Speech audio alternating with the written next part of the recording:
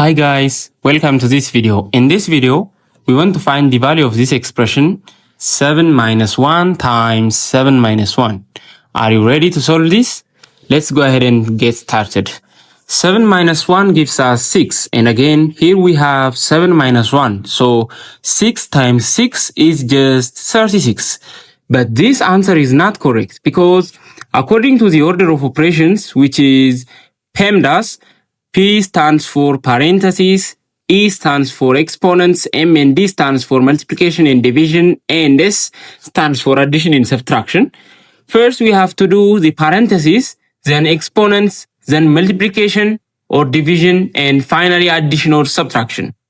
Remember that multiplication and division have equal priority, and we have to work from left to right. And the same applies to addition and subtraction.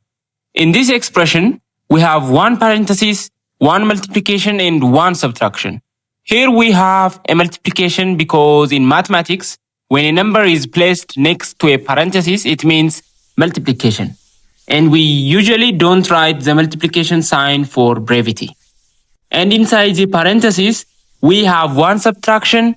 So according to the PEMDAS, first we have to do this parenthesis, then this multiplication, and finally this subtraction.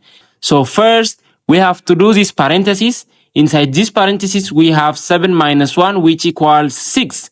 So 6 times 7 minus 1 is going to be done. Now, in this expression, we have one multiplication and one subtraction. According to the PEMDAS, multiplication has higher priority than subtraction because multiplication comes before subtraction. So here, first we have to do this multiplication. 6 times 7 gives us 42. So 42 minus 1, which equals 41. And this is our final answer to this problem. The correct answer is 41.